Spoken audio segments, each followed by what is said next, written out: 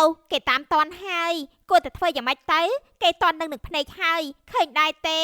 អូពួកខ្ញុំបែកគ្នាហើយមីងខ្ញុំនឹងសូនីមិនតាក់ទងអីជាមួយគ្នាទៀតទេ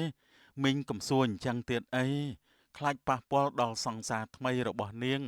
ព្រោះគេអាចនឹងមានអារម្មណ៍មិនល្អចំពោះរឿងនេះហើយលោកប្តីស្វឹងខ្លាំងណាស់មកទៅនោះយប់ពិសេសផងស្វឹងជោគខ្លួនរឿងចាំរៀបការរួចចាំស្រឡាញ់គ្នា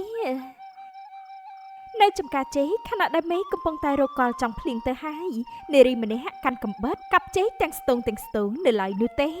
រចនាដកទូរស័ព្ទមកចុចព្រមទាំងបន្លឺឡើងមិនតាន់តបឆាត់ខ្ញុំទៀតតែពេលណាទេទើបអាចតបឆាត់ខ្ញុំបានរវល់អីរវល់ម្លេះទេចាំមើលតែឃើញមុខណាដឹងតែត្រូវហើយខ្ញុំមិនអោយរួចខ្លួននោះទេរចនាក៏បានយកជែកដាក់លើម៉ូតូរួចក៏បានជិះចាក់ចេញទៅតែជិះបានពាក់កណ្ដាលផ្លូវមិនក៏ស្រាប់តែធ្លាក់ភ្លៀងយកតែម្ដងអីមកភ្លៀងអីនៅពេលនេះសោយមែនតែហើយបើភ្លៀងតាំងតែពីយូរប្រហែលមិនបានចេញមកទេស្រាប់ពេលជាមួយគ្នានោះក៏ស្រាប់តែមានគូស្នេហ៍មួយគូជិះម៉ូតូមកកាត់មុខនាងរចនាក៏បានស្រែកឡើងភ្លាមអីចាប់បានហើយព្រោះតែបែបនេះមែនទេតែមិនតបឆាត់ខ្ញុំការប្រវត្តិតែដឹកអ្នកផ្សេងសាសំគ្នាកាត់ភ្លៀងធ្វើជារ៉ូមែនទិកស្អីទេនៅគេតាមតន់ហើយគេទៅធ្វើយ៉ាងម៉េចទៅគេតន់នឹងភ្នែកហើយឃើញដែរទេទេឃើញក៏ឃើញទៅអ្នកណាទៅខ្វល់ជាមួយមានបងនៅទីនេះហើយអូនអញខ្លាចអីទៀតរចនាបានឃើញល្អហើយ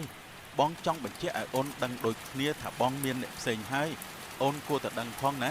ថាពេលនេះបងឈប់ស្រឡាញ់អូនហើយអូនគួរតែកាត់ចិត្តពីបងទៅដឹងទេចាប់ពីពេលនេះតទៅយើងគួរតែដាច់គ្នាព្រោះបងមិនអាចកុហកអូនបានទៀតទេបងត្រូវការគេជាងបងត្រូវការអូ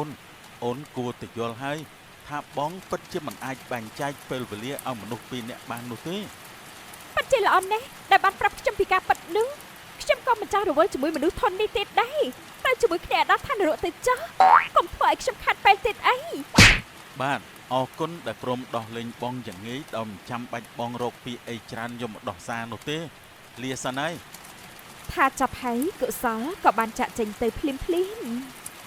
អ្នកទាំងពីរចាំទុកទេថាកាប់ពីវិញនឹងរត់ទៅរកហើយនៅថ្ងៃណាមួយនោះចំពោះអ្វីដែលអ្នកទាំងពីរបានធ្វើមកលើខ្ញុំរចនាមកដល់ផ្ទះយកចេកទៅដាក់នៅលើគ្រែស្របពេលដែលឪពុករបស់នាងលើកប៉ាន់តែមកល្មមមីអូនទឹកមុខដូចជាមានកំហឹងអីកូនហើយមានរឿងអីមែនទេឆ្លោះគ្នាជាមួយអ្នកណាបានជាធ្វើមុខអញ្ចឹងនោះកូន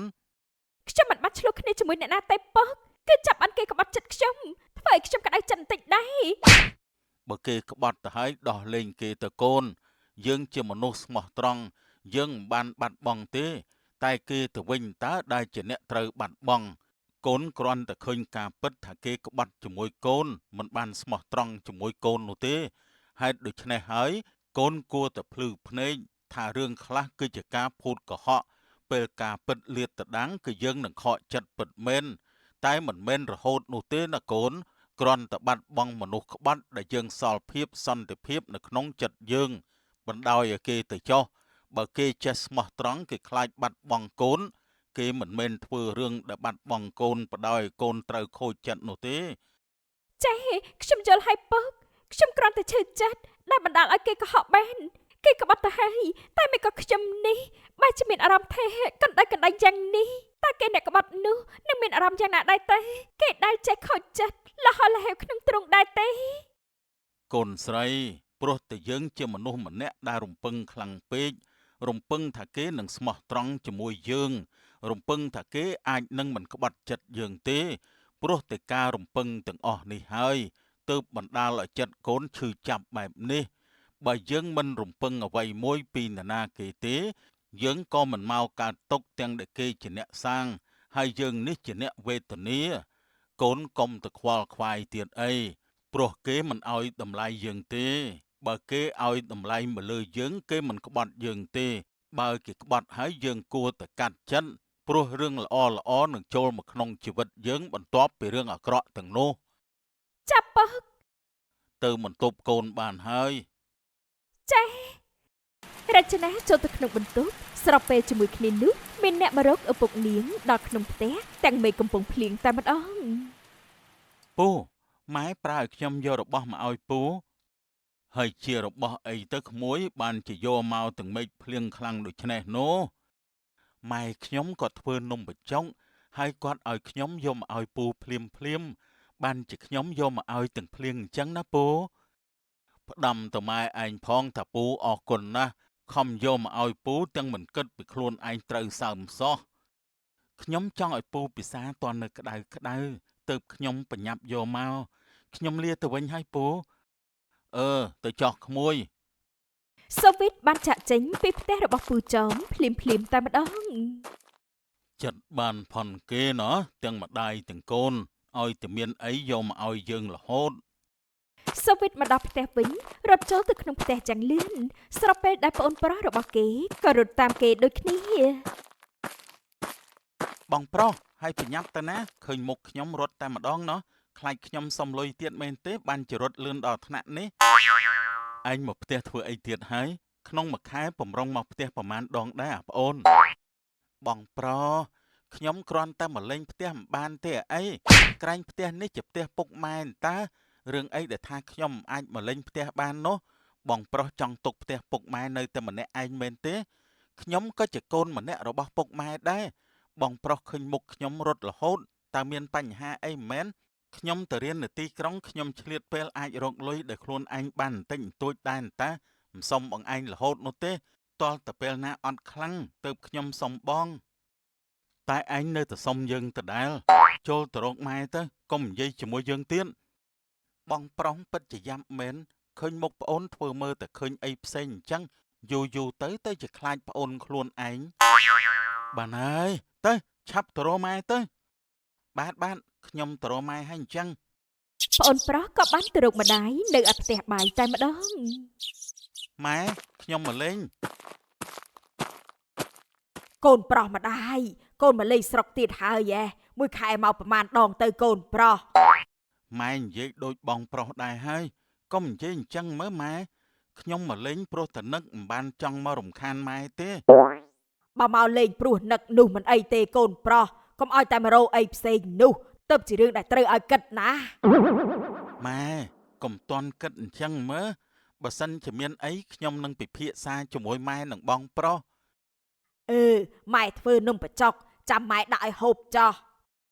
ព្រោះតែអញ្ចឹងហើយទៅបានជាខ្ញុំចង់មកលេងស្រុកឲ្យបានញឹកញាប់ហ្នឹងណាព្រោះតែនឹកស្នាដៃម៉ែធ្វើម្ហូប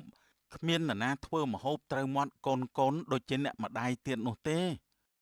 កូនប្រុសកូនប្រុសប្រកាសហើយមែនទេថាកូនមកនេះគឺមិនទៀមទាអ្វីទៅវិញនោះកូនដឹងឬអត់ថាកូនមកពេលណាក៏មានរឿងមិនល្អកើតឡើងដែរបើមិនត្រូវកូនស្រីគេនៅក្នុងភូមិមកថាឲ្យដល់ផ្ទះទេនោះក៏មានម្ដាយគេមកដែរ បានម៉ែម្ដងនេះគឺគ្មានបញ្ហាអីនោះទេខ្ញុំហ៊ានធានា ម៉ែសង្ឃឹមថាដូចមាត់កូនចោះនាពេលជប់យន្តសូវីតបានទៅជួបសង្សារតាមការណាត់ជួបរបស់គេខណៈដែលគេមកដល់សង្សាររបស់គេនោះក៏នៅចាំរួចជាស្រេចទៅហើយ អូនមកចាំបងយូរហើយមែនទេហេតុអីបានជាចង់ជួបជាមួយបងនៅពេលយប់ដូច្នេះពេលថ្ងៃត្រង់អូនរវល់មែនទេ មិនមែនពេលថ្ងៃត្រង់ខ្ញុំរវល់នោះទេគឺខ្ញុំមកជួបមិនបានព្រោះតែខ្ញុំរវល់ជាមួយនឹងអនាគតប្តីរបស់ខ្ញុំទៅហើយក្នុងពេលនេះខ្ញុំចង់ប្រាប់បងថាពួកយើងគួរទៅដល់ពេលដែលត្រូវបែកគ្នាហើយខ្ញុំត្រូវការអនាគតល្អនៅជាមួយបងខ្ញុំមើលមិនឃើញពីអនាគតល្អនោះទេខ្ញុំមិនចង់ប្រឈមមុខជាមួយភាពវេទនាទេខ្ញុំក៏មិនចង់បន្តទំនាក់ទំនងជាសង្សាររបស់បងទៀតដែរគឺមិនអាចឡើយប្រាប់ពេលនេះប្រសើរជាងប្រាប់នៅពេលក្រោយប្រាប់ឲ្យខូចចិត្តជាមុនក៏គ្រាន់បើជាងពេលដែលដល់ថ្ងៃខ្ញុំត្រូវរៀបការដែរបើដល់ថ្ងៃរៀបការនោះគឺបងត្រឹមតែជាភ្ញៀវដែលខ្ញុំអញ្ជើញទៅចូលរួមតែប៉ុណ្ណោះ បងអរគុណហើយដែលប្រាប់បងត្រង់បងក៏ខូចចិត្តយូរដែរពេលអូនសារភាពបែបនេះបងលាសិនហើយ សូវីតបានចាក់ចេញទៅភ្លាមនាពេលថ្ងៃត្រង់នីវិនបានមកដល់ផ្ទះរចនាស្របពេលដែលនាងកំពុងតែរៀបចំចេញទៅក្រៅ រចនាគិតតាណាហ្នឹងខ្ញុំអាចសុំទៅជាមួយផងបានទេ ខ្ញុំមិនមែនជាម្ដាយឯងទេមិនបាច់តាមខ្ញុំទៅណាឡើយកុំមកចង់តាមធ្វើមើលតែជាកូនក្មេងអញ្ចឹងនោះ ខ្ញុំតាមរចនាព្រោះតែចង់ឲ្យរចនាបានយល់ចិត្តខ្ញុំផង ថាខ្ញុំនេះមានបំណងអី មានបំណងស្អីក៏ស្អីទេខ្ញុំមិនខ្វល់ជាមួយទេ តែខ្ញុំពិតជាចង់ឲ្យរចនាដឹងខ្លាំងណាស់ណាថាខ្ញុំនេះមានគោលបំណងអីរចនាគួរតែទទួលខ្ញុំបើសិនជារចនាចង់ទទួលបានសេចក្តីសុខនៅក្នុងជីវិតព្រោះតែខ្ញុំនេះជាសេចក្តីសុខរបស់រចនាហើយ តែសេចក្តីសុខរបស់ខ្ញុំគឺជាលុយមានលុយគឺមានសេចក្តីសុខហើយបើអត់លុយមកមិនរិចតែម្ដងគាត់ទៅយល់ហើយណែកុំតាមខ្ញុំអីចង់ទៅណាក៏ទៅតែម្នាក់ឯងចោះចឹងអត់ចប់គ្នានោះទេថាចាប់ហើយនាងក៏បានជិះម៉ូតូចាក់ចេញទៅ កូនកំមុំភូមិនេះចិត្តអាក្រក់មែន រចនាមកដល់ចំការចេករបស់នាងដោយនាងបានចូលទៅកាប់ចេកមួយស្ទងភ្លាមយកមកដាក់លើម៉ូតូចំណែកឯសូវីតវិញក៏បានមកដល់ទីនេះដូចគ្នាលោកមកដល់ទីនេះមានការអីទេត្រូវការទិញចេកតាមមែនដែរទេឬមួយក៏មកចង់លួចកាប់ដើមចេកខ្ញុំចោល កុំនិយាយអញ្ចឹងអីខ្ញុំមិនបានមានបំណងអាក្រក់អីដល់ថ្នាក់នឹងទេខ្ញុំមករករចនាគឺចង់មកសួរថារចនាត្រូវសង្សារបោះបង់ចោលហើយមែនទេស ង្សារបោះបង់ស្អីកុំនិយាយអញ្ចឹងអីដូចជាទម្លាក់តម្លៃខ្ញុំណា គ្រាន់តែសួរតាមមិនទម្លាក់តម្លៃអីណាហេតុអីបានជាគេទៅចោលគេមានអ្នកថ្មីមែនទេ គេមានអ្នកថ្មីលុយលាក់តែតោមគ្នាតាំងតែពីពេលណាក៏ខ្ញុំមិនដឹងដែរមនុស្សក្បត់បែបនេះតើចង់ឲ្យខ្ញុំនៅទ្រាំជាមួយគេទៀតតើមែនដែរទេ បើគេក្បត់ពីក្រោយខ្នងបែបនេះតើនាងខឹងជាមួយគេទេ ខ្ញុំមិនខឹងទេព្រោះថាគេក្បត់ខ្ញុំទៅតាក់ទងជាមួយមនុស្សដែលងាយនឹងតាក់ទងពួកគេគឺដូចគ្នាតម្លៃក្នុងភាពជាមនុស្សរបស់ពួកគេគឺរកមិនឃើញទៀតឡើយមនុស្សដែលក្បត់ជាងទៅគឺជាមនុស្សដែលត្រូវការសេចក្តីស្រឡាញ់ច្រើនព្រោះពួកគេជាមនុស្សឯកាណាស់មនុស្សត្រង់ធម្មតាផ្ដល់ឲ្យគេមិនចេះទទួលយកទេគឺតតែសភាពមិនសូវធូរថ្លៃដូចគ្នាទើបអាចទទួលយកបានព្រោះម្នាក់បានដឹងហើយថាគេមានម្ចាស់រួចហើយចំណែកឯម្នាក់ទៀតក៏ដឹងដែរថាខ្លួនមានសង្សាររួចហើយនោះតែនៅតែបង្កើតរឿងក្បត់បានទៀតនោះគឺធូរថ្លៃពេកហើយគឺអស់ស្ដីតែម្ដងណា បើខ្ញុំជាសង្សារនាងវិញហើយបានមកលឺសម្ដីបែបនេះដឹងតែបែងឆ្ងាញ់មួយខែពេញតែម្ដងព្រោះត្រូវដៀលខ្លាំងបែបនេះ ខ្ញុំមិនបានដៀលឡើយតែខ្ញុំនិយាយជាការប៉ັດអ្នកដែលអាចក្បត់ចិត្តយើងបានគឺមានតែប្រភេទបែបនោះទេពួកគេគឺសំហើយដែលត្រូវមាត់បែបនេះ ខ្ញុំយល់ចិត្តនាងថានាងឈឺចិត្តដែលត្រូវគេកុហកបោកប្រាស់តែកំខឹងពេកអីវាអាចនឹងធ្វើឲ្យនាងឆាប់ចាស់ណា ខ្ញុំមិនចាស់ទៅណានោះទេកុំចេះតែប្រអប់ខ្ញុំអីណែមកគ្រាន់តែចង់ដឹងរឿងតែប៉ុណ្្នឹងទេ ខ្ញុំទៅវិញហើយគ្រាន់តែចង់ដឹងឮប៉ុណ្ណោះ ថាចាប់ហើយសូវីតក៏បានប្រញាប់ចាក់ចេញទៅមនុស្សនេះចេះដឹងរឿងគេហំដែរតាសូវីតមកដល់តូបលក់បាញ់ឆៅតែចៃដន្យអ្វីសង្សារចាស់របស់គេបាននាំអ្នកថ្មីមកកាន់ទីនេះដូចគ្នាថ្ងៃនេះក្មួយទាំងពីរមិនក៏មិនមកជាមួយគ្នាអញ្ចឹងក្មួយស្រីមកជាមួយអ្នកផ្សេងហើយក្មួយប្រុសមកតែម្នាក់ឯងបែបនេះអើយណែឆ្លោះគ្នាមែនទេក្មេងៗពួកខ្ញុំមិនបានឆ្លោះគ្នាអ្វីទេមីងបើមិនបានឆ្លោះគ្នាមិនក៏មកផ្សេងគ្នាអញ្ចឹងរាល់ដងមកហូបបាញ់ឆៅពីរអ្នកយ៉ាងតសងហើយថ្ងៃនេះមីអូនឯងមកជាមួយក្មួយប្រុសផ្សេងអើយមិញឆ្ងល់ជារឿងធម្មតាហើយ អូពួកខ្ញុំបែកគ្នាហើយមីងខ្ញុំនឹងសូននេះមិនតាក់ទងអីជាមួយគ្នាទៀតទេមីងកំសួរអញ្ចឹងទៀតអីខ្លាចប៉ះពាល់ដល់សង្សារថ្មីរបស់នាងព្រោះគេអាចនឹងមានអារម្មណ៍មិនល្អចំពោះរឿងនេះ អើយមិញសុំទោសផងណាក្មួយមិញមិនដឹងមែនបើមិញដឹងអាមិញមិនសួរឡើយណែមីអូនណាយកប្រមាណប្រទេសដែរក្មួយមិញសួរអញ្ចឹងធ្វើឲ្យខូចអារម្មណ៍ខ្ញុំអស់ហើយមិនហូបទៀតទេបងយើងទៅវិញទៅខ្ញុំគ្មានអារម្មណ៍ចង់ហូបបាញ់ឆៅរបស់មិញទៀតទេ តោះទៅវិញថ្ងៃក្រោយចូលតូបណាមួយត្រូវចេះមើលផងបើតូបណាមួយសម្ដីច្រើនពេកកុំចូលនាំតែខាតពេលយើងទេ ថាចាប់ហើយអ្នកទាំងពីរក៏បានចាក់ចេញទៅអើយសង្សារថ្មីគេមិនដូចក្មួយសោះមិនសូវចេះគោរពចាស់ទុំទេ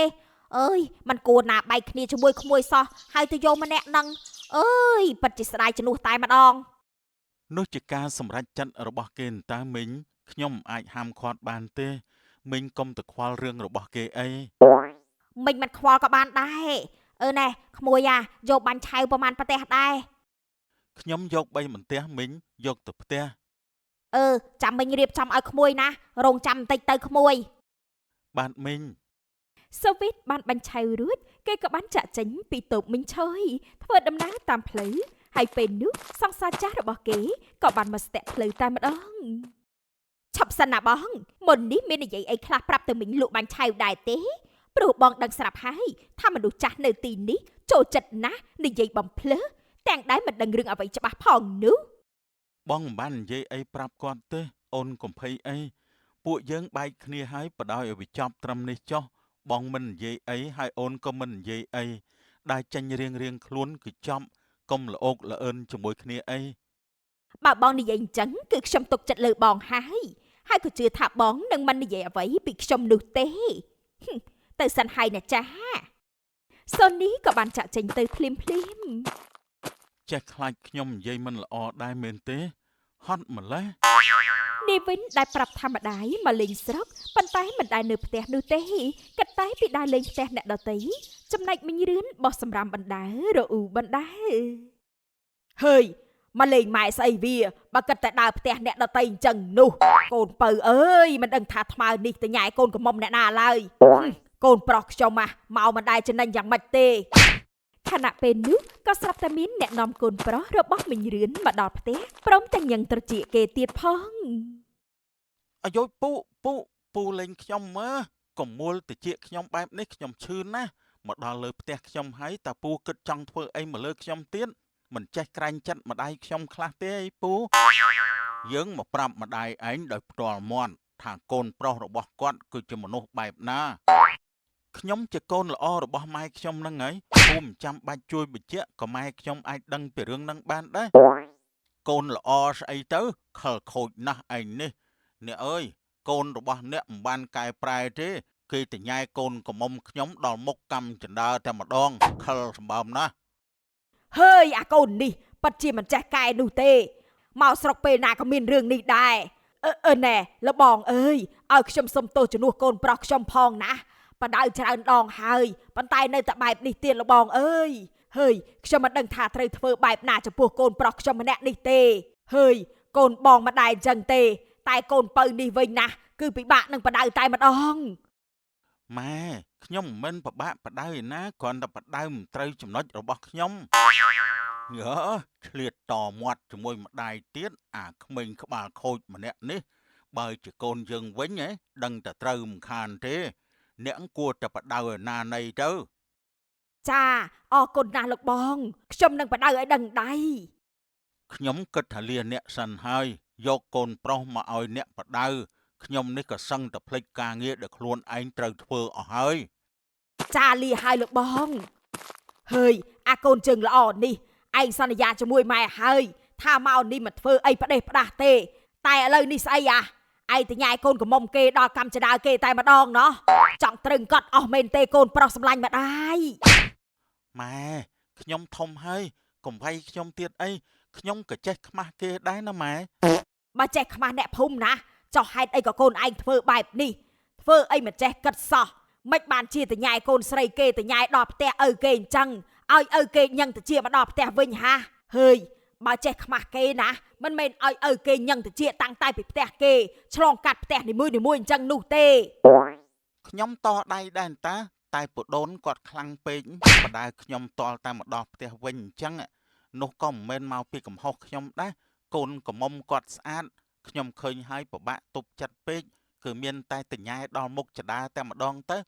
នឹងជាកំហុសគាត់តើដែលមានកូនកំមុំស្អាតនោះយីអើកូននេះមិនដឹងកំហុសហើយថែមទាំងបន្ទោសមនុស្សចាស់ទៀតណែចូលទៅក្នុងផ្ទះទៅហើយកុំដើរលេងផ្ដេសផ្ដាស់ទៀតបាទម៉ែនេះវិញចូលទៅក្នុងផ្ទះចៃដន្យបងប្រុសរបស់គេបំរុងនឹងចាក់ចេញពីផ្ទះផងដែរបងប្រុសហើយគិតតាណាហ្នឹងខ្ញុំសុំទៅជាមួយផងបានអត់បងប្រុស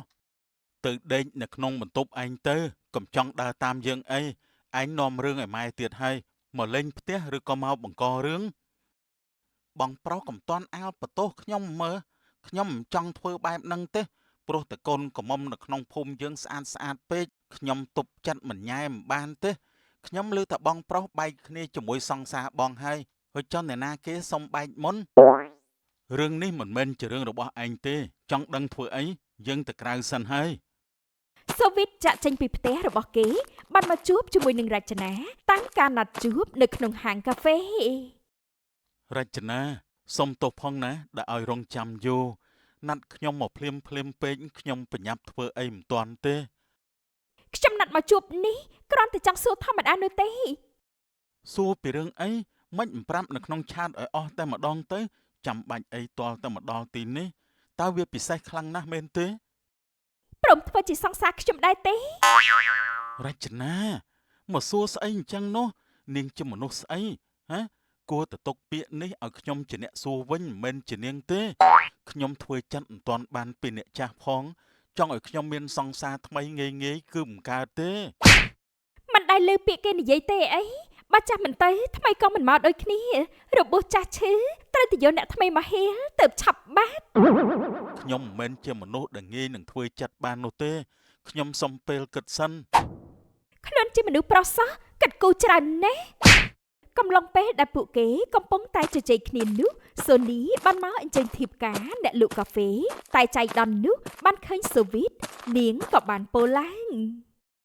សង្សារចាស់នៅទីនេះសោះនៅជាមួយសង្សារថ្មីមែនទេបើនៅជុំគ្នាល្អហើយខ្ញុំហៅការផងណាទៅជាមួយគ្នាទៅបដាសង្សារថ្មីទៅផងណាបងខ្ញុំមិនចង់ឃើញបងឯងឯកាទៅមង្គលការសង្សារចាស់តែម្នាក់ឯងនោះទេខ្ញុំបារម្ភពីសុខទុក្ខបងដូចគ្នាណាតែធ្វើមិនទេបើខ្ញុំមានកម្រងរៀបការជាមួយគេទៅហើយនោះតែបងមិនមានផែនការអីសោះកុំបន្ទោសខ្ញុំណាថាខ្ញុំជ្រើសយកអ្នកថ្មីចោលបងនោះអរគុណដែលមិនភ្លេចខ្វល់ខ្វាយពីបងទាំងដែលអូនក៏មានអ្នកថ្មីហើយថែមទាំងចិត្តចូលរោងការជាមួយគ្នាទៀតបងពិតជាអរគុណអូនណាមិនបាច់អរគុណទេខ្ញុំទៅសិនហើយសូនីបានចាក់ចេញទៅផុតរចនាក៏បានបន្លឺឡើងទោះបីជាមិនចង់ធ្វើជាសង្សារខ្ញុំក៏មិនកើតដែរធ្វើសង្សារខ្ញុំទេខ្ញុំធានាថាមិនឲ្យខូចចិត្តដូចនៅជាមួយគេនោះឡើយណារចនាច្បាស់ក្នុងចិត្តអត់នឹងខ្ញុំច្បាស់ក្នុងចិត្តណាមកចិត្តគ្នាហើយយើងចូលរោងការតែម្ដងទៅរៀបការមុនចាំស្រឡាញ់គ្នាតាមក្រោយក៏មិនមានបញ្ហាអីដែរណាឲ្យតែយើងទាំងពីរនាក់ស្មោះត្រង់ព្យាយាមយល់ពីគ្នាមិនក្បត់គ្នាទេគឺចប់ហើយចិនរស់នៅជាមួយគ្នាប្រកបដោយសុភមង្គលនៃអវសានជីវិតចុងក្រោយណាបានតារៀបការមុនហើយចាំស្រឡាញ់គ្នាតាមក្រោយល្អណាស់ជំរើសពួកយើងគឺជួយគ្នាកិច្ចចេញពីការឈឺចាប់និងភាពឯកាចាគំនិតខ្ញុំគឺល្អអញ្ចឹង6 ខែកន្លងផុតទៅរចនាក៏ទទួលបានផ្កាស្លាពីសូវីតអ្នកទាំងពីរបានរៀបមង្គលការជាមួយគ្នាពោពេញដោយសេចក្តីសុខពេញបរិបូរណ៍តែម្ដងនារីត្រីផ្សំដំណេកនាវិនដែលត្រូវជាប្អូនបានគ្រាបងប្រុសចូលមកដល់ក្នុងបន្ទប់ដេកតែម្ដងយប់ផ្សំតំណេកទាំងមូលបែរជាផឹកស្វឹងអស់ទាស់បងថ្លៃខ្ញុំនាំប្តីរបស់បងមកដល់ហើយមើលប្តីផងណាក្រែងលងវែងតាណាតណៃបាត់ខ្លួនចាអរគុណហើយដែលបាននាំគាត់មកដល់បន្ទប់បែបនេះនីវិនបានចាក់ចេញទៅហើយលោកប្តីស្វឹងខ្លាំងណាស់មកទៅនោះយប់ពិសេសផងស្វឹងជោគខ្លួនអ្នកណាថាបងស្វឹងបងមិនបានស្វឹងទេបងនៅចំណាំប្រពន្ធបងបានប្រពន្ធរបស់បងស្អាតណាស់មិនគួរណាសង្សារចាស់អប្រិយរបស់អូនក្បត់អូននោះទេគេគ្មានសំណាងដែលបានអូនទេតែបងពិតជាសំណាងណាស់ដែលមានអូនធ្វើជាប្រពន្ធមិនបាច់រៀបការឲ្យយើងស្រឡាញ់គ្នាតាមក្រោយនោះទេគឺបងស្រឡាញ់ប្រពន្ធចាប់ពីពេលនេះតទៅហើយជារៀងរហូតតែម្ដងលុះដល់ថ្ងៃបងអស់ដង្ហើមចាអរគុណហើយណែដែលបានសរសើរណាលោកប្តីខ្ញុំក៏សន្យាដែរថានៅក្បែរបងរហូតលឺដល់ដង្ហើមចុងក្រោយនិងស្មោះត្រង់ជាមួយបងខ្ញុំនឹងនៅថែរក្សាបងឲ្យអស់ពីចិត្តពីថ្លើមដូចគ្នាណាបានបងសន្យាហើយនឹងបង្ហាញតាមរយៈទង្វើរបស់បងនឹងនៅក្បែរអូនមើលថែអូនមិនឲ្យអូនឈឺចាប់ទៀតនោះទេបងនឹងនៅក្បែរលុះដល់ថ្ងៃអវសាននៃជីវិតរបស់បងចាលោកប្តីអ្នកទាំងពីរបានក្លាយទៅជាប្តីប្រពន្ធស្របច្បាប់រស់នៅជាមួយគ្នាប្រកបដោយសុភមង្គលបន្ទាប់ពីវេលាអប្រិយបានកន្លងផុតទៅរឿងកូនពូមេភូមិចែកទូកតាមទឹកទន្លេដែលការលក់ដូរនៅលើទូកនំបញ្ចុកបុកល្ហុង នាងចេះតែចៅទៅមុខជារឿយស្របពេលដែលភ្ញៀវទេសចរមកកំសាន្តជីទូកមានគ្នាពីរនាក់បរោះបានហើយអ្នកលក់តាមទិសអ្នកលក់មានអីលក់ខ្លះមកលក់ដល់ទីនេះទៀតតើមានអីពិសេសចង់ណែនាំដល់ខ្ញុំទាំងពីរនាក់ដែរទេមាននំបញ្ចុកនិងបងល្ហុងណាចង់ហូបមួយណាដែរទៅបងប្រុសនំបញ្ចុកស្លខ្ជាយហើយបងល្ហុងក្តាមប្រៃណែអញហូបអីដែរយើងហូបនំបញ្ចុកហើយគ្នាក៏ហូបនំបញ្ចុកដែរនំបញ្ចុក2ចានមកអូនមកលក់តែម្នាក់ឯងអញ្ចឹងខ្លាចទេហ៎បើរវល់តែខ្លាចមានលុយអាណាចិញ្ចឹមជីវិតទេខ្ញុំធ្វើព្រោះដើម្បីឲ្យមានបាយហូបជារបស់ស្របច្បាប់ធ្វើចុះមិនមានអីខុសទេអូននៅទីនេះមានភ្ញៀវទេសចរមកលេងកំសាន្តច្រើនដែរអន់ចាមានជាហោហែដូចគ្នាពេលខ្លះមកច្រើនហើយពេលខ្លះក៏តិចតួចតាមរដូវកាលដូចគ្នាណាសុកចិត្តឲ្យមានដូច្នេះប្រសើរជាងអន់ចាបងនំបញ្ចុកបងទាំងពីររួចរាល់ហើយសាប់ភ្លក់សិនទៅណាបងមានគ្រឿងទុកសម្រាប់ថែមដូចគ្នាបានអរគុណអូនមានបងប្អូនប្រមាណអ្នកហើយឪពុកម្ដាយនៅជាមួយអូនរាល់ថ្ងៃតើខ្ញុំនៅជាមួយឪពុកបង្កើតនិងម្ដាយចឹងម្ដាយបង្កើតរបស់ខ្ញុំបានលាចាក់លោកហើយទោះយ៉ាងណាក៏នៅសល់ឪពុកដែរ2ចាននេះអស់ប្រមាណដែរអូនចាមួយចានតែ2000រៀលទេសម្លឆ្ងាញ់ហើយបានច្រើនទៀតបងឲ្យ10000ទៅចុះសម្រាប់2ចាននេះខ្ញុំអាប់ជូនបងវិញ3000រៀលណាអរគុណបងដែលបានជួយហូបលេងសិនហើយណាបងដល់លេងឲ្យសប្បាយចាស់ភ្លីតបន្ទាប់ពីលក់ឲ្យអ្នកទាំងពីររួចនាងបានចែកទូកទៅមុខបន្តទៀតសម្លនំបញ្ចុកស្លឆ្ងាញ់ប៉ុណ្ណឹងទៅហើយចុះតម្រាំតែធ្វើម្ហូបប្រចាំថ្ងៃទៀតមិនដឹងជាឆ្ងាញ់ប៉ុណ្ណាទេតែមិនឃើញគេសោះឯងដូចជ្រើមគេដល់ហើយណោះយើងនិយាយតាមជាក់ស្ដែងសម្លគេក្លិនឈ្ងុយតែម្ដងហូបហើយជាតិណាស់គិតដល់ណាទេមិត្តខ្ញុំនេះភ្លេចបានចែកទូកមកដល់ទូកអ្នកកំសាន្តមួយទៀតនាងបានចូលទៅក្បែរដោយបានសួរឡើងបងហូបនំបញ្ចុកឬក៏បងល្ហុងអីដែរទេអ្នកកំសាន្ត2នាក់ព្រមជាមួយអ្នកថែម្នាក់បានអែបក្បែរនឺក្មួយទាំងពីរចង់ហូបនំបញ្ចុកក៏បានព្រោះទឹកសម្លរបស់ក្មួយភ្លិនឆ្ងាញ់ណាស់បុកល្ហុងក៏មិនណយអ្នកលក់ក៏ស្អាតដែរនំបញ្ចុកបងមួយចានមកអូនបងឯងឃើញមនុស្សស្រីមិនបានតែម្ដងកុំចូលចិត្តរបៀបញ៉េះញ៉ោះគេទាំងដែលមិនក្រែងចិត្តខ្ញុំដែលនៅត្រង់នេះជាមួយបងឯងនោះអូនកុំររឿងពេកមកលេងបន្ថយ stress កុំមកបន្ថែម stress បើបែបនេះដដែលតែយើងខំមកកំសាន្តធ្វើអីក្មួយចង់ហូបអីប្រាប់ក្មួយភ្លេចទៅកុំប្រកែកគ្នាបងសុំនំបញ្ចុកមួយហើយអូនឯងហូបអីនំបញ្ចុកឬក៏បុកល្ហុងខ្ញុំបុកល្ហុងមួយហើយនំបញ្ចុកមួយចានទៀតសម្រាប់ពូអ្នកចៅទូកចាខ្ញុំនឹងដាក់ជូនភ្លាមភ្លេចបានដាក់នំបញ្ចុករួចរាល់នាងចាប់ផ្ដើមបុកល្ហុងហើយដាក់ឲ្យភ្ញៀវនាងតែម្ដងពេលដែលរួចរាល់ឆ្ងាញ់មែនតាគេទៅសើថាមានអ្នកលក់នំបញ្ចុកឆ្ងាញ់នៅលើទូកឥឡូវនេះបានជួបហើយក្មួយភ្លៀនធ្វើម្ហូបក៏ឆ្ងាញ់ដែរអ្នកណាបានធ្វើជាប្រពន្ធដឹងតែសំណាងលើសំណាងហើយប្រពន្ធបែបនេះមិនប្រឡែងឲ្យរបូតពីដៃទេបងឯងនិយាយមិនក្រែងចិត្តខ្ញុំសោះមនុស្សប្រុសបែបនេះមែនបងគ្រាន់តែសើគេសោះហើយអូនឯងធ្វើមើលតែបងក្បត់អូនឯងអញ្ចឹងចោះសាច់ការអីដែលត្រូវសរសើរអ្នកផ្សេងនៅចំពោះមុខសង្សារខ្លួនឯងនោះបងគិតថាសមដែរទេអូនឯងគិតច្រើនណាស់អស់ប្រមាណអូននំបញ្ចុកហើយបុកល្ហុងទាំងនំបញ្ចុកនិងបុកល្ហុងអស់11000រៀលរំពេចនោះគេដកលុយសន្លឹក20000ឲ្យទៅភ្លេចមិនបាច់អាប់ទេបងឲ្យទុកចាយអត់ទេបងខ្ញុំយកទៅថ្លៃលក់ទេ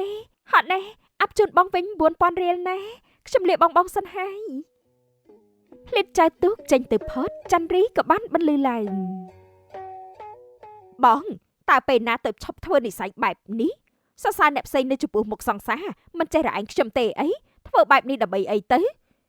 ខ្ញុំដឹងថាគេល្អគេប្រកែហើយបងឯងចាំសរសើរគេពេលផុតពីភ្នែកខ្ញុំមិនបានទេអីធ្វើអញ្ចឹងដោយបំបាក់មុខខ្ញុំទាំងរស់អើយអូនឯងនេះគិតច្រើនពេកហើយពូតោះបន្តដំណើរទៅមុខទៀតបាទទៅមុខបន្តទៀត រសៀលបន្តិចភ្លេចលក់អស់នាងបានត្រឡប់ទៅកាន់ជ្រាំងវិញដោយបំរុងទៅផ្ទះកូនប្រុសមេភូមិក៏បានស្ទះដំណើរនាង លក់អស់ហើយមែនទេអូនអត់មានសល់ខ្លះសម្រាប់បងហូបទេអីឬក៏ចង់ឲ្យបងហូបអីផ្សេងដែលមិនមែនជារបស់ដែលអូនធ្វើលក់ បើបងចង់ហូបនំបញ្ចុកបងអាចហូបបានពេលខ្ញុំចិត្តចេញទៅលក់ឬក៏បងអាចចែកទុកមកតាមទិញខ្ញុំនៅលើទឹក បងនិយាយនេះគឺបងចង់សម្ដៅដល់អូននំបញ្ចុកបុកល្ហុងបងហូបសឹងតែមុខចិត្តដូចវាទៅហើយព្រោះតែអូនឯងជាអ្នកលក់មិនគិតថាឲ្យបងបានសាកអីដែលថ្មីទេហ៎ ខ្ញុំប្រញាប់ទៅផ្ទះលីហើយណាភ្លេចប្រញាប់ប្រញាល់ដើរចេញទៅភ្លាមភ្លាមក៏បានបន្លឺពីក្រោយ អូនឯងក៏គួរតែដឹងហើយថាអ្វីដែលបងចង់បានបងត្រូវតែយកឲ្យបាន នៅផ្ទះសំលេងរអ៊ូលឺដល់ផ្ទះអ្នកចិត្តខាង 4-5 ភ្លេចមកដល់ផ្ទះម្ដាយចុងរបស់នាងក៏បានបន្លឺឡើងមកដល់ល្មមម៉ែតែដាំបាយធ្វើម្ហូបទៅឯងមិនចង់ចូលផ្ទះវិញទេឲ្យតែបានចេញពីផ្ទះហើយឯងស្អប់ផ្ទះរបស់ឯងខ្លាំងណាស់ហើយមើលទៅនោះបានជាធ្វើបែបនេះខ្ញុំមិនស្អប់ផ្ទះតែមិញចាំមីអូនតាណាហើយចង់ឲ្យគេជួយខ្ញុំខ្លះបានទេជួយស្អីឯងចង់ប្រើកូនយើងផងកូនយើងគេទៅដើរលេងមិនតាន់មកវិញទេឯងមកពីលក់ដូរដាំបាយធ្វើម្ហូបទៅកុំប្រចាំអ្នកដែលទៅដើរលេងនោះប្រចាំខុសរបៀបចាខ្ញុំធ្វើក៏បានដែរបើកូនមិញនឹងមិញមិនចេះធ្វើនោះអើយយើងចង់ប្រើឯងឆាប់ទៅភ្លេចប្រញាប់ទៅដាំបាយធ្វើម្ហូបតែម្ដងពូឈុំលីចប់មកដល់តុក្បែរជើង ឯងជួយកូនធ្វើម្ហូបផងទៅព្រោះថ្ងៃនេះខ្ញុំឃ្លានណាស់ខ្ញុំត្រូវការហូបបាយលឿន ខ្ញុំរវល់មិនបានជួយធ្វើទេឯងទៅជួយធ្វើនាងទៅបើចង់ឲ្យឆាប់រួចបានហូបនោះ ជាប្រពន្ធម៉ាក់ស្អីហ្នឹងប្តីប្រើមិនបានសោះ ប្រពន្ធគឺបែបនេះគឺមិនខ្ចីធ្វើទេ ខ្ញុំពិបាកនិយាយណាស់ កុំនិយាយស្ដីថាខ្ញុំចឹងនោះខ្ញុំនៅនឹងរត់ចោលហើយណាទុកថាប៉ុណ្ណាព្រោះខ្ញុំធន់ជាមួយកូនឯងណាស់ស្មើកមួយមួយថ្ងៃចេញបាត់ពីផ្ទះថ្ងៃចេញបាត់ពីផ្ទះ បើគ្នាធ្វើការលក់ដូរមិនឲ្យចេញបាត់ពីផ្ទះតែឲ្យគ្នានៅផ្ទះធ្វើអីចង់ឃើញមុខណាំងទៅជួយលក់ដូរគ្នាទៅកូនរកស៊ីចិញ្ចឹមឲ្យរស់ស្រួលសោះធ្វើដូចគ្នាបាត់មួយថ្ងៃទល់ល្ងាចទៅបង្ករឿងស្អីអញ្ចឹងបានថាស្រួលពេកភ្លេចកំណើតពីប្រភពធ្វើឲ្យស្រួលហើយបើមិនបានកូនជាអ្នករកស៊ីចិញ្ចឹមទេគិតថាម៉ែវាឯងបាននៅផ្ទះដេកស្រួលអង្គុយនិយាយដើមគេអញ្ចឹងមែនក ុំនិយាយទៀតឃ្លានបាយទៅជួយកូនឯងដាំបាយធ្វើម្ហូបទៅ ខ្ញុំគង់ទៅទេ ពូឈុំបានទៅជួយកូនស្រីដាំបាយធ្វើម្ហូបមកដល់ផ្ទះវិញរោរឿងខុសរបៀបយប់យន់មកដល់ផ្លាំឈរេរនៅមុខផ្ទះភ្លីតស្របពេលជាមួយគ្នានោះមានអ្នកសំដៅមករកគេបងមករកខ្ញុំមែនទេសំណាងហើយដែលខ្ញុំមិនតាន់បានដេកបងចូលទៅក្នុងទៅជួបពុកម៉ែជជែកជាមួយគាត់ទៅ បងមកអើតបន្តិចតាមិនបានចូលទៅក្នុងទេហើយកុំដឹងតែចូលទៅធ្វើអីដែរព្រោះវាយប់ទៅហើយ បងមិនក៏និយាយអញ្ចឹងចូលទៅជម្រាបសួរពុកម៉ែខ្ញុំទៅព្រោះយើងគឺជាដៃគូគ្នាហើយក ុំនិយាយលឺពេកអូនឯងត្រូវចេះប្រុងប្រយ័ត្នចំពោះពាក្យសម្ដីផង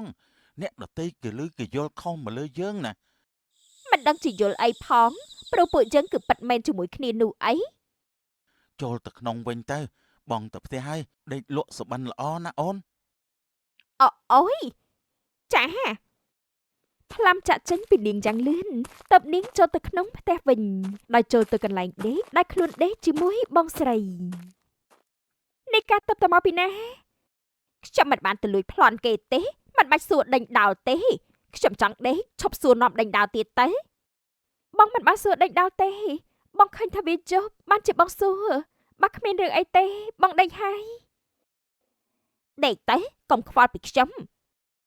នាថ្ងៃបន្ទាប់មានអ្នកចូលមកក្នុងភូមិជាច្រើនអ្នកដោយការត្រេកចរកំសាន្តផាណាត់បានចៃដន្យមកឃើញភ្លៀតលៀងបន្លែនៅក្បែរអណ្ដើង អូននៅចាំបងដែរទេ ចាំតាជាបងប្រុសពីម្សិលមិញបងមកក្នុងភូមិមានការអីដែរទេ បងមកតាមគេតាមឯងហ្នឹងណាបើជ្រុលជាមកដើរលេងហើយចូលក្នុងភូមិតែម្ដងទៅចង់ដឹងតែផ្ទះនីមួយយ៉ាងដូចម្ដេចខ្លះតែចៃដន្យក៏បានមកឃើញអ្នកលក់សំណប់ចិនរបស់បងជំនួសវិញ ខ្ញុំជាអ្នកលក់ធម្មតាទេកុំដោះថ្នាក់សំណប់ចិត្តអី ថ្មណាបានអនអញចេញទៅលក់ ពេលថ្ងៃត្រង់ណាបងពេលនេះរៀបចំបន្លែបន្លុកសិនបងដើរមើលក្នុងភូមិបន្តទៀតចោះណា បងចង់នៅមើលអ្នកលក់សំណប់ចិត្តបងវិញមិនចង់ដកខ្សែភ្នែកពីអ្នកលក់នេះទេឃើញហើយក៏បាក់ស្រិប កំឡុងពេលនោះផ្លាមមកកាន់ទីនេះឃើញហើយគេក៏បានបន្លឺឡើងភ្លាម ភ្លានហើយគេមកធ្វើអីនៅទីនេះអូនមានដឹងទេថាការដែលនិយាយជាមួយមនុស្សប្លែកមុខវាជាគ្រោះថ្នាក់មួយដែលយើងមើលម្លងឯងចេតនាមកភូមិខ្ញុំនេះមានគោលបំណងអីខ្ញុំជាកូនមេភូមិផងប្រយ័ត្នខ្លួនបន្តិចទៅបើធ្វើអីផ្ដេសផ្ដាស់ឯងច្បាស់ជាមិនបានចេញពីភូមិនេះទេខ្ញុំមកក្នុងភូមិនេះដោយមេភូមិដឹងឮហើយ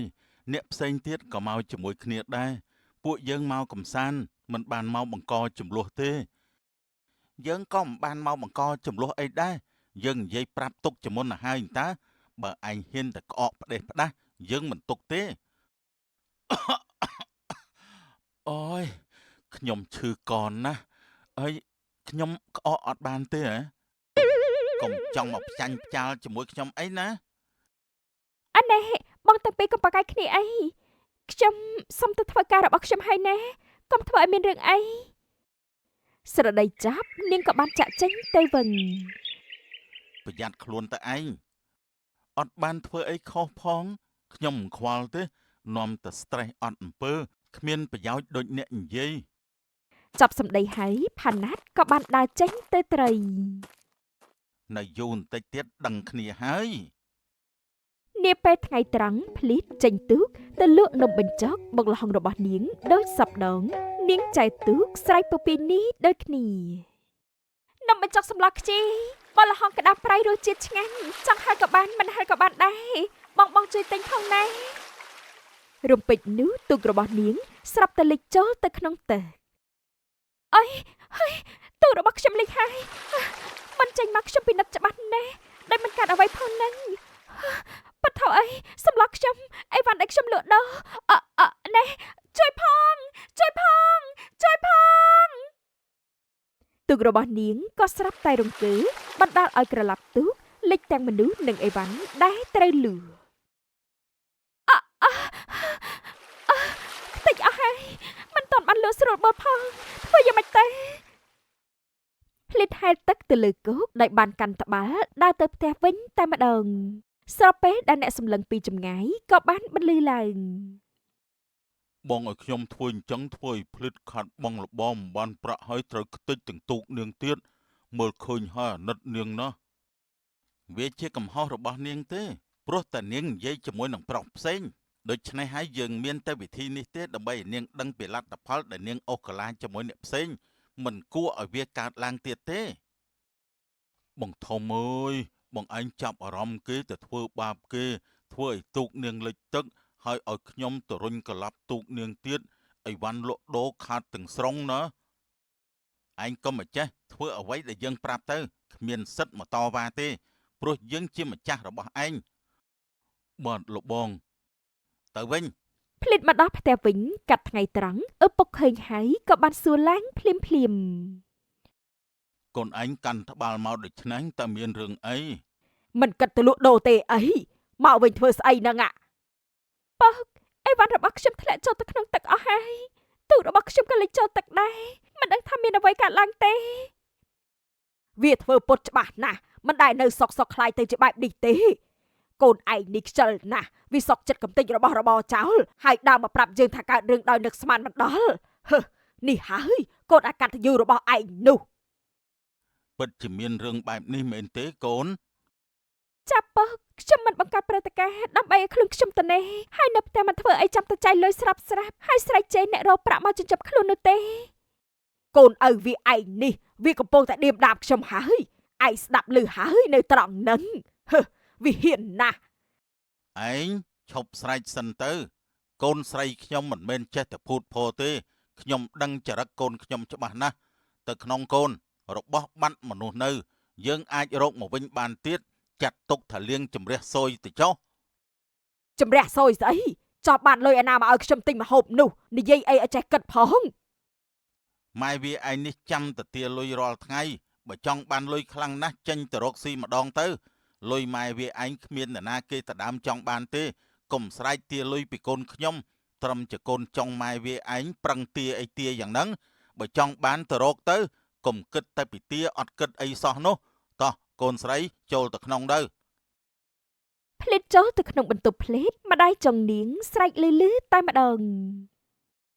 បើដឹងថាមានប្តីហើយមានកូនចង់បែបនេះណាខ្ញុំស៊ូយកអ្នកផ្សេងហើយចិញ្ចឹមកូនគេមកយូរក្រែលដែរតែគ្មានសិទ្ធិទាមទារអីសោះអយុត្តិធម៌ណាស់ហើយនាថ្ងៃបន្ទាប់ភ្លេតមិនបានលក់ដូរឡើយឪពុករបស់នាងបានរៀបចំធ្វើទូកថ្មីឲ្យនាងផ្លាំក៏បានមកជួយធ្វើដូចគ្នាអរគុណក្មួយណាស់មកជួយពូធ្វើទូកថ្មីឲ្យកូនពូមិនបាច់គួសមទេពូខ្ញុំចូលចិត្តយកអាសាគេណាពូដឹងហើយតែខ្ញុំជាកូនមេភូមិបើខ្ញុំមិនធ្វើជាគំរូល្អទេតំណែងមេភូមិច្បាស់ជាមិនបានមកលើខ្ញុំនោះទេក្មួយនិយាយត្រូវហើយពូដូចជាអស់កម្លាំងណាស់តែនៅធ្វើមិនទាន់រួចស្រួលបួលសោះពូទៅសម្រាប់ចុះខ្ញុំអាចធ្វើម្នាក់ឯងបានតាខ្ញុំមិនអោយពូខកចិត្តទេអញ្ចឹងពូទុកចិត្តលើក្មួយហើយណាបាទពូឈំចាក់ចេញទៅដោយភ្លៀតយកទឹកមកឲ្យផ្លាមបងពិសាទឹកសិនទេអរគុណបងណាស់ដែលបានជួយខ្ញុំនឹងពុកអរគុណបងឲ្យទឹកបងទទួលយកហើយថ្ងៃក្រោយត្រូវតែស្ដាប់តាមបងណាយល់ទេអូនស្ដាប់បងរឿងអីដែរទេបងមិនអាចប្រាប់ខ្ញុំផងហ្នឹងគឺគ្រប់រឿងជាពិសេសអូនមិនគួរនិយាយជាមួយអ្នកប្លែកមុខទេបងមិនចូលចិត្តទេដែលអូនទៅនិយាយជាមួយគេវាធ្វើឲ្យបងមិនអាចទ្រាំបានបងនិយាយពីអីខ្ញុំស្ដាប់យូរហើយនៅតែមិនយល់ពីន័យដែលបងចង់ប្រាប់ខ្ញុំទេន័យរបស់បងគឺហាមមិនឲ្យអូនទៅជជែកជាមួយអាម្នាក់ស្អីនោះទេបងមិនចូលចិត្តពេលអូនជជែកតែវាជាសិទ្ធិរបស់ខ្ញុំបងមិនអាចហាមខ្ញុំមិនឲ្យនិយាយជាមួយម្នាក់នេះហើយខ្ញុំត្រូវអត់និយាយដែរឡើយខ្ញុំមានសិទ្ធិសេរីភាពរបស់ខ្ញុំក្នុងការបញ្ចេញមតិរបស់ខ្ញុំនិយាយឲ្យស្ដាប់គ្នាអត់បានមែនមកនេះមកយើងនឹងដោះស្រាយគ្នាឲ្យចប់នៅក្នុងពេលនេះទៅព្រោះខ្ញុំហាមស្អីឲ្យនាងត្រូវតែស្ដាប់អើយកុំធ្វើបាបខ្ញុំអីលេងខ្ញុំភ្លាមទៅតើបងជាអ្នកណាទេមានសិទ្ធិអីមកលើខ្ញុំនោះយើងត្រឹមតែជាអ្នកភូមិជាមួយគ្នាទេកុំធ្វើអីឲ្យវាហួសព្រំដែនពេកអីខ្ញុំមានសិទ្ធិបញ្ជាលើមនុស្សហើយគ្រប់គ្នាត្រូវតែស្ដាប់